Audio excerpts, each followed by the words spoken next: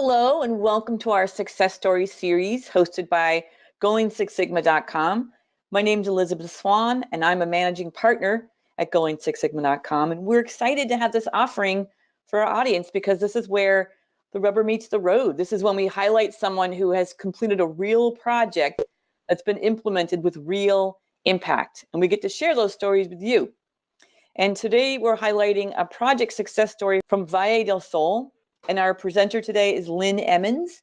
And I'm going to tell you a little bit about Lynne before we start. So Lynne is an Arizona native, and she caught her big break in healthcare by selling golf balls and lemonade, I like this, to raise money for her community's first health clinic.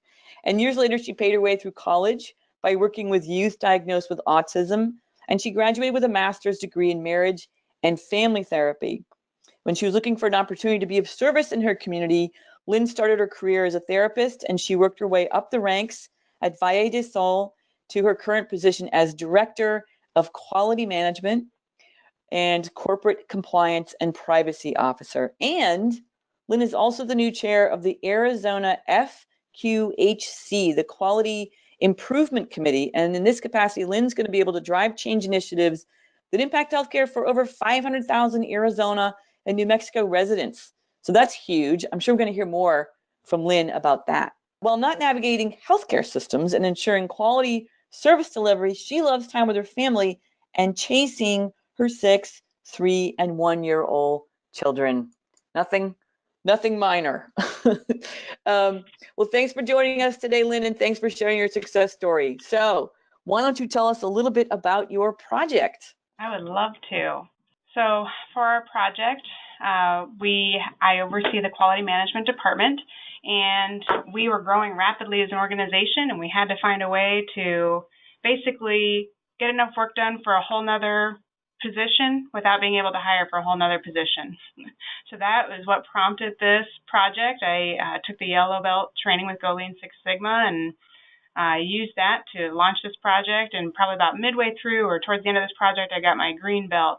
So I was able to continue to build upon those improvements that we identified. So that's a little bit of the history of what started this project and what my background was with Lean Six Sigma on it. So you had to make this happen because you didn't have the position you needed to get the work done that you already had. Correct. I went to my boss and said, hey, we're adding all these programs, we're adding all these patients. I need more people for that. And he said, well, we don't have the budget for that, so you're going to figure it out. So this was our solution. How do we make it better, faster, more efficient, trim that fat? So that was it. So you'll see here the goal statement was to increase. We were doing about 283 different deliverables, and deliverables could be audits, licensing, meeting attendance, trainings. Right? We had about 283 that we were doing throughout the course of the year. And so if you look at the numbers, that's about 30% increase there to 345. That's why we shot for that number. And we need to do it sooner rather than later. And you said that most of the deliverables were audits, but there were some other pieces involved there. Yeah, the ones that usually take the largest amount of time were the ones that were audits. The licensing, the meetings, those ones were usually pretty quick. Get it done within an hour or two. So that's kind of what we were looking for. With the low threshold of staff, we were running into a situation where our deliverables were now becoming late, which was making them outdated and not very helpful. And so we started off by doing the 8 waste checklists, and really the key takeaway from this was that we needed to identify ways to cut out some of those high impact areas. So we saw a lot of waiting occurring, not only outside of the department, but inside. We tried to really focus just inside our department as much as possible. And so the team would be waiting for me to assign deliverables to them, or we would transition deliverables from one person to another, which required a lot of retraining, or the deliverable was moving around to a lot of different people. So there, be more opportunities for the ball to get dropped. Nice. And like the way you used it as a focusing device. Yeah. And, with each of these slides, there's a lot of detail or a lot of information on here. I'm not going to touch on all of it. It's just there so that anybody who wants to freeze the webinar or look at the slides after, they can see some more of the detail if they want to. So for our SIPOC we really identified that there's a lot of different suppliers of our process and customers of our process. Again, we didn't want to make any changes to our suppliers or our customers. We wanted to try to focus on the process from where we controlled it. So we did look at that to think about if there were ways to improve that process, and we definitely checked in with our customers, as you'll see in the bottom right-hand side there. And really, our big takeaway from this when we were doing it was that, we're sending out these reports, we're giving them all this information and data on how they're doing, but we weren't doing any quality improvement with it. We weren't telling them how to fix it. I guess we were just assuming that their supervisors or their leadership knew how to, and they'd help them to address it. They'd get this report and they'd be like, okay, now what, right? What do I do with this? And it just wasn't making it easy for them to take that information and run with it. Huh. And the other big, kind of takeaway here is we weren't including the right information. They were like, there's too much of the wrong information and not enough of the right information. So we really looked at that as well. Yeah, I heard the expression, we're data rich and information poor. Yes, DRIP, data rich, information poor. That was exactly what was going on. All right, so, what the customer was saying, we hypothesized what we thought they were going to say, so we could kind of gear our satisfaction survey to get an idea of what their feedback was going to be. And so, the ones that made it to the grid are the ones that we had the greatest findings on. And so you'll see there, they want to know what their mistakes are specifically and how to go in and fix it, right? So we needed to give them the specific information enough so that they're able to make it possible to correct. And then this industry has so much change, right? And so they need to have the information before the changes happen. So there's a lot of times where we might change things as a department or as an organization, and so we need to be better about communicating that. So do you want to describe a little bit who your customers are? Yeah, our customers are our employees, right? Because our reports are meant for their purposes. So it could be leadership, it could be our direct care staff. Ultimately we anticipated or we perceived that the only people that were really looking at this was leadership. And even that, if we were lucky. So we wanted to make sure that these were going to be useful, not only at that level, but at our entry-level staff as well. So the ones that have their boots on the ground and are providing the services and doing the actual work, trying to cut out some of that middleman as much as possible. And as you see down at the bottom there, the two hypotheses we thought that they were going to say that they weren't reviewing the report. And turns out only 17% said that they'd never seen one. So they're seeing the reports, they just weren't understanding them, or they weren't the right information, or there wasn't enough there to help them work through it. So that was kind of a neat thing to see, because we just anticipated, all right, and we're sending these out, but is anybody actually looking at them? Is anybody listening? You're doing a lot of work. Yes. So it was really neat to see. All right, so we have several different, as we said, we focused on our audits. We have several different types of audits, and we thought it might be helpful to kind of look at not only where they fall on the touch time here, but also what type of audit and where they fall on here. So the baseline, on average, an audit was taking about 12 to 12 and a half hours per audit. And when we figured out that we had to increase our deliverables by about 30 to 33%, that basically means that we'd have to get that time down to under 8. So that was the target that we needed to set for ourselves, was just a little bit under 8. And you can see a lot of these deliverables were taking longer than that. And majority of them are the manual audits, or the ones that were hybrid, which means that they are sometimes manual and some parts of it are automated. So we took that information, and that leads into the next slide, which speaks about the different types of audit and the amount of touch time it requires. So when we did this Pareto chart, we were able to see that the manual audits and then the hybrid, which has part of them including manual audits, were taking up 80%. So that's where we really needed to focus our efforts. And we kind of gleaned from that peer reviews and automated reviews were maybe the way to go as far as improving this process and trying to get some of those times down. That's interesting. So the Pareto gave you where the worst of it was, but also a potential better practice. Yes. All right. So you can see here, right, we were putting out about 283. We needed to get to 345. There's some of the data there. Our process, we would be doing quality improvement almost every step of the process. as we were trying to improve things or work with individuals. So we'd have challenges in each step in the process. When we were sampling, sometimes we would sample too early. And so when we go to do the audit, it was irrelevant. The staff were no longer with us, and so reporting on it was not going to be very helpful. Or the charts, we worked in a medical record, and so the charts would be closed and they didn't need to be audited. We needed to look at active charts. So that was some of the challenges with the sample. And then for the audit itself, we saw a lot of redundancies there. And you can see when you look at each section of this here that the audit and the QM review were the ones that were taking the longest amount of time. So about 43 hours is the high end, and it could take as low as a quarter of an hour on an audit versus the QM review and staff wait time. So we had a built-in inspection in the process where we would send out our report internally in our department, see if there were any errors, because we had so many errors that would come up on those reports before we actually published it and sent it out to staff. So we noticed that there was a lot happening there. And then the other one is our SOLAR. So the SOLAR is a Shared Operational Leadership Analysis and Recommendations. It's an acronym, and it's the name of our report. And so when we would do the analysis and the report, it was a lot of, moving from Excel and putting it into Word and getting the formatting just right. And it was something we were doing every time we were pushing out one of these reports. And on average, our quality improvement efforts were taking about 10 to 11 months. So we would add these pretty generic recommendations on there, and then it would take us 10 to 11 months to actually accomplish it because it was just so generic and not very specific and measurable. So those are some of the things that we found when we looked through the data. Yeah, and I can hear in your description the moving into Excel, there's the motion, the formatting, that's non-value add, like all kinds of waste you guys were uncovering. It's a great value stream map. Thank you. Absolutely.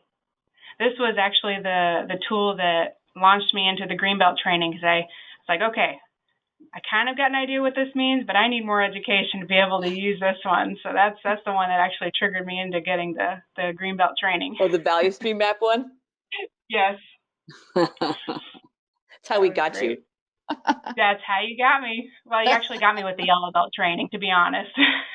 I was sold the minute I took that training. I remember I went to my team and I said, all right, I want to try something new. It's going to be pretty interesting. And they have learned that when I use the word interesting, usually they'll bite because they know that it's going to be something for the better. I think you said at the beginning, like, that you were doing this without, you were lacking a whole position. So really the work fell to them. So all of this was in the interest of making their lives easier because they were all overloaded, right? I mean, everyone was doing overtime. Exactly. They're salaried positions, but you know what? They still have a life, and being in the health industry, we believe in work-life balance, and so they need to be able to have that too. And we needed to get something that was going to fit. So this was our fishbone, and we did stickies. So we started with just throwing up some observations and then kind of clustering them together. And after that, we voted on the ones that we felt were the most important to probably hone in on or look at a little bit deeper. Those are the ones that you'll see with the green dots. And so the one that won out over all of them is at the top there. It's a little bit hard to read because the sticky was sticking up, but it says QIing our own department, quality improving our own department. We're so busy trying to help others improve their processes that we're not even looking at our own department. So we have been doing things the same way for years. And we're not being very structured about it. We're not doing any additional improvements to it to try to make it a better process. And so that was kind of our first aha moment, we need to use our own skills to help ourselves so we can help others better. It's like that was really neat. The expression is the cobbler's children have no shoes. Yes. Yes. I haven't heard that one before, but that is completely the truth. We're sitting there wondering why aren't we helping ourselves? Mm-hmm. So we had a lot of ideas, a lot of resources to kind of tap into. We threw those all up on a list, and then as individuals, we threw them up into different quadrants, then voted. Some of them we didn't match, so we ended up settling on these are the areas. And so The ones that are in red, again, if you remember at the beginning, I said that we're going to try not to focus on other departments. So the ones in red are the ones that either require money or it's focusing on other departments, which was out of scope. We didn't want to discount it completely, but we just wanted to highlight, like, if we're going to move forward with this, we need to be very mindful that we're changing our scope of this project now. So that's what we had there. And so, really what we did is we took all of this information and we voted on the 30% of the solutions that we wanted for our department. So if you go to the next slide, you will see what we kept and what we tried and didn't work. So out of all those solutions, these were the ones that we voted on, that we wanted to give a shot. The ones that have a strike through on them are ones that we tried. We spent a little bit of time investing in them, and you know what? It just seemed like it was more work than it was worth. Or it just didn't seem to work with the workflow. Didn't work in practice the way we thought it would in theory. So that's what a lot of those were. So it was a hefty endeavor with all those solutions. Yeah, and interesting because some of them, as you say, you piloted them and they didn't work, so you had to chuck them. Yep, had to get them out of there. So this is what the process looked like before our improvements. You can see there's a lot of red, so that would be our non-value added, either work time or wait time that's occurring in the process. And each of these are basically steps. They're not actual time, it's more steps, but you can see there's 37 steps overall, and about 38% of that is stuff that's waste. And then another 50% is stuff that's required, either because of a step before, a step after, or because it's something that we have to do for regulatory reasons.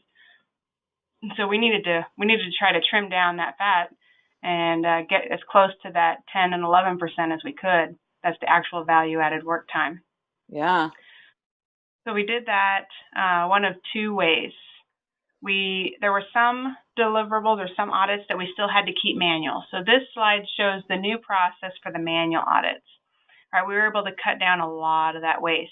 We cut out the inspections. We cut out moving the Excel graphs and charts into a Word document, and instead we built in templates into the Excel workbook, and we used more pivot tables. And so by doing all of that, it automatically updates on the document, and then we can go ahead and just save that document as a PDF and send that out to our staff from Excel. So that was a big part of it. We were able to eliminate some additional steps we had to take to pull samples. So it was quicker. We were able to use more reports for that. So we were able to get rid of a lot of that waste that was occurring. And so we were able, with this new process, this is still for the manual audit, we were able to get it down about 38%. We were able to eliminate some of that waste. Wow. Yeah, it was a big deal.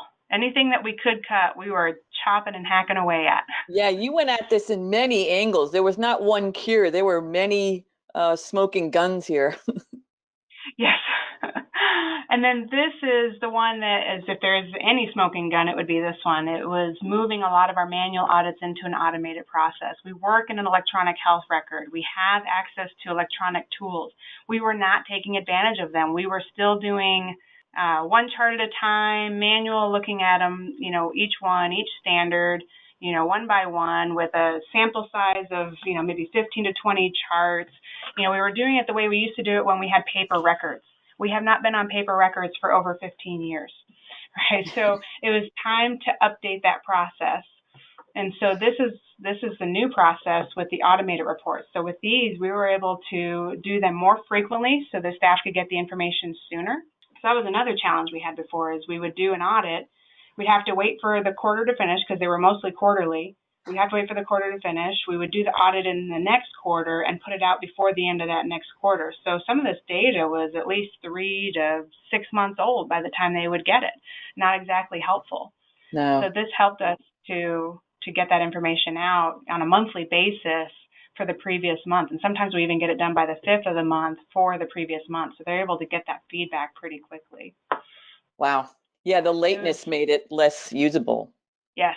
It was, we were doing it because somebody externally was telling us that we had to. So we eliminated a lot of waste from that process. We also found that we were spending a lot of time looking for things on our shared drive. And so here's a couple of screenshots of the different folders or drives that we would work within. So we applied 5S and we did some work in here, and this is what it turned out to look like after it was all said and done. This is like digital dirty laundry. No one admits this, but whenever you talk about shared drive, everyone just groans and their shoulders slump. So this is great to see. Oh, it's fantastic. And this drive is really typically only accessed by 3 to 4 people. So that big mess was just from the 3 to 4 of us, which made it, pretty easy for us to correct too.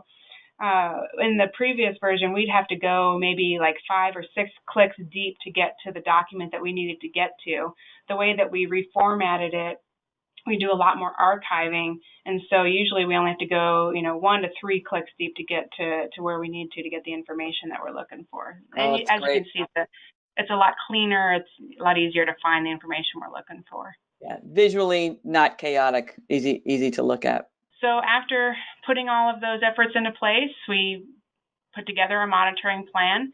One of the things that we decided to do was the data collection that we were doing at each different step of the phase. We decided to keep that, turn it into an actual form, and we would track that for every audit. And that really was going to help us put it into this Excel workbook. And with that, we're able to identify where we need to improve. So we're able to pull some pivot tables and see how are we doing, right? How are our defects? How are our touch time? Is it taking us a long time to get these reports out? We start it and it takes us over 100 hours to get it out, right? So we're able to look at that and drill maybe a little bit deeper to see where we need to go. If you click once more, we can also make sure that when we're assigning the deliverables that it's more equitable. So that was one of the complaints that we had before as well, is that, it just seems like some people might have a lighter workload than others. So with this, we're able to do more data-driven assignments. We're able to track how we're doing and moving forward. We're able to diagnose any challenges or issues that we might have in the future. We're able to drill down to that level of detail that we would need. And so it really is kind of building for more in the future. Great. Impressive. It was really nice to see. And as you can see here on this slide, you can see that we far surpassed our expectation. These numbers were from July of last year, and so there's some, I have some additional numbers as well, but we would track this in our monthly meetings every month, and our output increased to about almost 600 deliverables by the end of the year. So we went from 283 to almost 600. That's more than double what we were doing before with some of these changes. Our touch time, or our talk time, was taking about 12 and a half hours. We wanted to get it down to about 7.25, so under 8. And as you can see, month over month, we had it almost below 5. So we cut that time down by almost a third or maybe even a fourth of where we were originally. And that has continued to trend. For the entire calendar year last year, our average for all of our deliverables completed was a little over 4 hours of touch time. So we were able to maintain that over the entire year. And on the percent correct and accurate, we were basically only 11% of our audits were making it through the process without any defects or without any issues or errors. And so we haven't quite reached our 70% threshold yet. We hit it a couple of times throughout the year after this time period, but it was definitely improved from where we were in the beginning. And we had a bit of catching up to do. The project put us a little behind, so we put a hold on some of our deliverables so that we could get this knocked out. And so we were averaging about 71%, so it dropped a little bit, but we're seeing that increase month over month as we continue to capture this data. Yeah, and that's a good message. That's a good message for folks, that sometimes you're going to suffer a little bit. You want to get this work done. You got to put some things on hold. But then as you see, you catch up and, you improved your throughput 100%, not 33%. Yes. And guess what? We grew even more, so we're almost at capacity again. But we will have the data to be able to go to my boss and say, all right, what do we cut? Or get us another position because we are past capacity. It's a good story. Yep. I think we're almost, not quite, there's always room for improvements, but we're almost as lean as we could be. So this is just your 1,000-foot level view of the project. And really, of what we were trying to address here was that we didn't have enough people and we still had more work coming in. And that can translate into a lot of risk. That can translate into, not having informed decision making. So that was really the business case for this. And so the root causes that we found is that the audits were disorganized. They took too long. We weren't using the technology that we had available to us at that time. And our quality improvement was, it was in a sad state of affairs. We had more opportunity in that area than anywhere else when it came to the root causes. Lots of solutions. We started an email trend. It's called You Asked, QM Heard. So anytime staff, have requests or challenges, they'll share that with us. And when we make a change or an implementation, we would say, you asked, we heard. Here's what we're doing about it, and here's the change that came out of it. So there was a couple things that came out of that, for our customers, our internal customers. And to an extent, they also impacted our patients as well. The 8 Voice of Customer Improvement survey results that you see in the bottom right-hand there, the first couple that staff really appreciated. The first one was the consent bundle.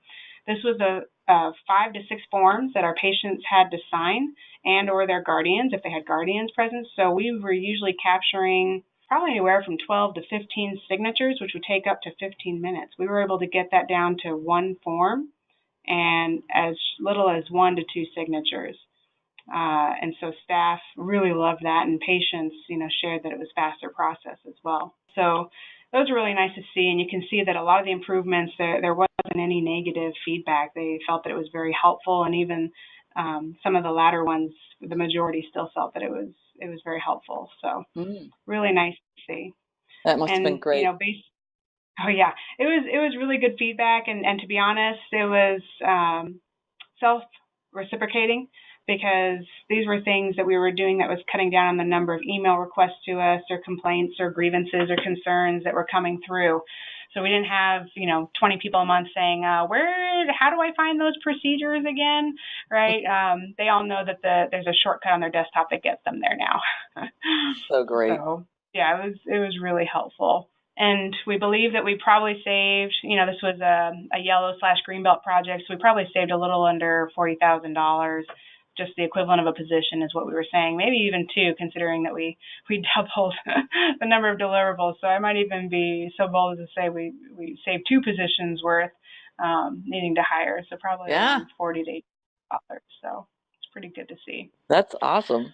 So these are kind of the areas either that we didn't have the time to invest during the time of the project, or that we said, we're building the slate so that we can do some of these other things down the road.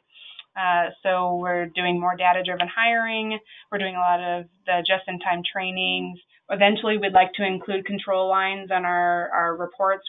That was more of we don't want to shock our customers too quickly. We already made quite a few changes to our reports, and so letting them get acclimated to that, and then we'll start adding some of those other indicators in there. And then with this project, we were able to launch a Lean Six Sigma initiative organization-wide. The leadership recognized some of the results that came out of it and the benefits from it, and so we were able to start that process. So that actually has already started. It was pretty good. Yeah, lots happened there, and you're off to the races with, you said people who've been doing the training are starting to do their own projects. You haven't even been sort of interfering, they're just doing it.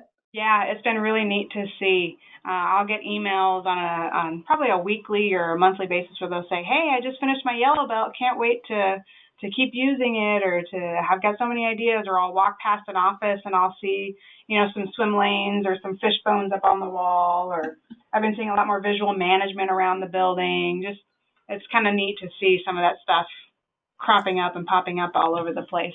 That's really great. All right, so if there was anything really to take away from this webinar, these were the ones that we found to be the most valuable and transfer opportunities for others, either in our organization or outside of our organization. So desktop shortcuts.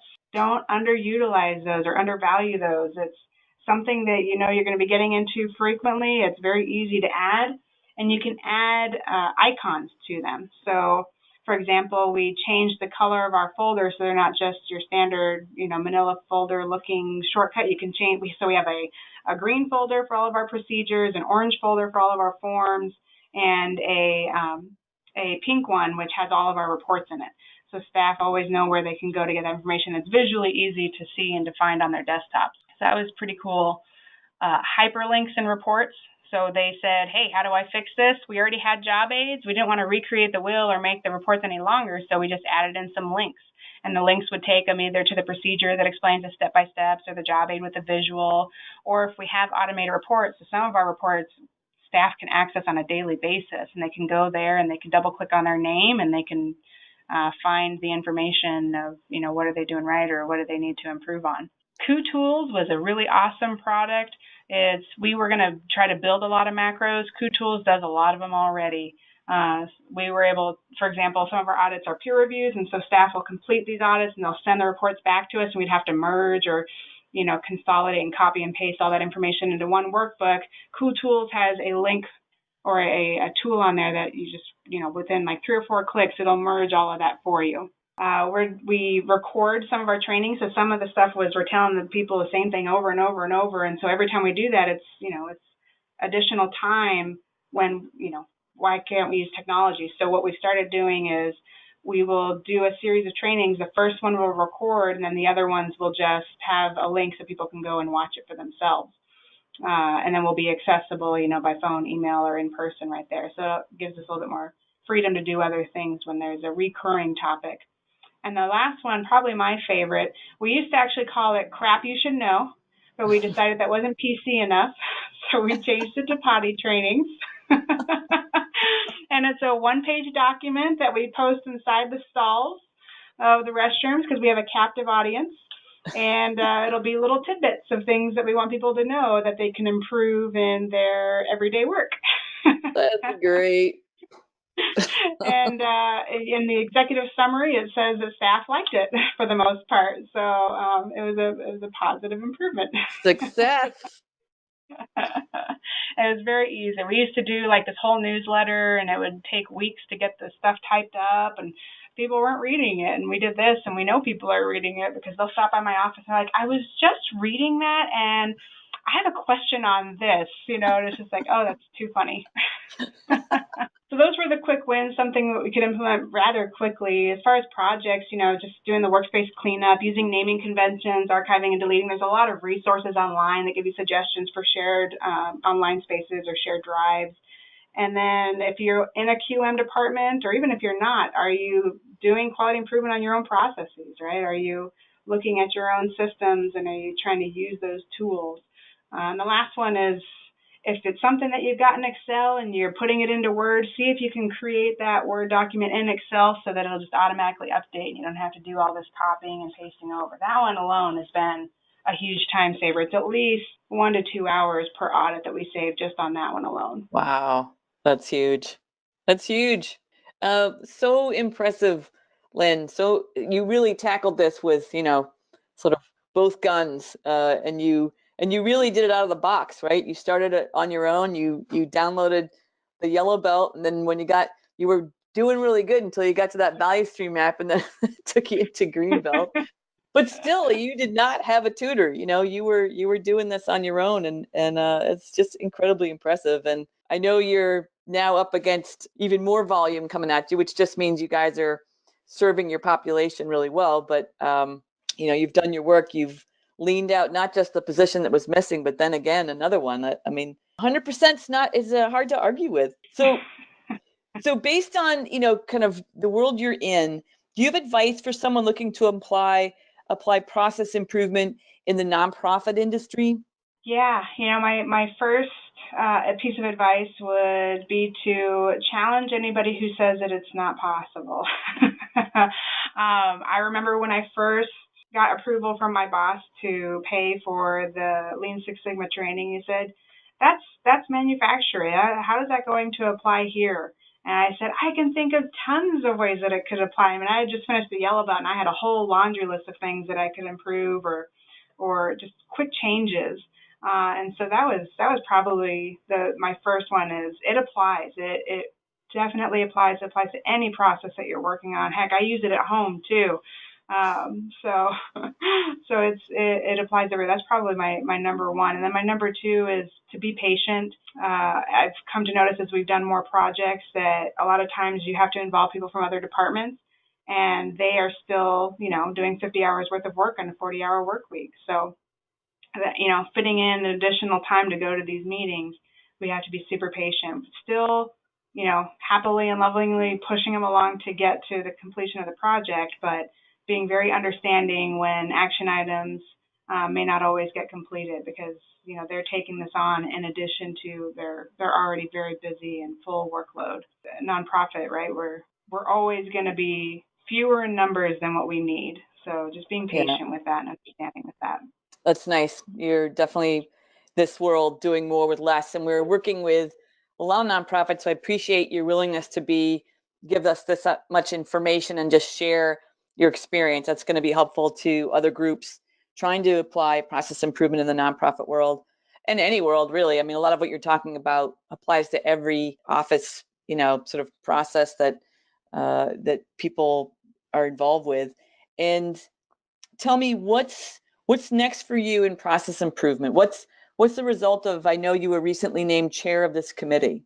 Yeah, so I'm actually probably in the midst of different phases of 3 different projects I say even 4 projects right now. First and foremost is getting Lean Six Sigma rolled out into the organization, right? Because the more people that I empower with these tools, the lighter my workload is going to be. And getting some of those improvements in place, people will be, game changers all on their own. So that's the first one. Another one that we're working on is our intake process. So when new patients arrive into our organization, it can take anywhere from 3 to 6 hours of paperwork and interviews and everything else that goes with that before we're done with that, and we only get paid for about 90 minutes of it. So we're working to cut that down, and we're very close to rolling that out. We're hoping to get it down to about an hour. That's our aim. We'll see what the data shows after we put that into place. And then this committee that I'm now chairing, we decided to go ahead and do a project for the state of Arizona. So an FQHC is a federally qualified health center, and it's basically a government overseen or granted organization that serves the underserved or the population that doesn't have the income to afford. We have to be able to see everybody regardless of their ability to pay. And so one of the areas that we've been working on as a committee for 2+ years is colorectal cancer screenings, right? Which is not a pleasant topic for a lot of people.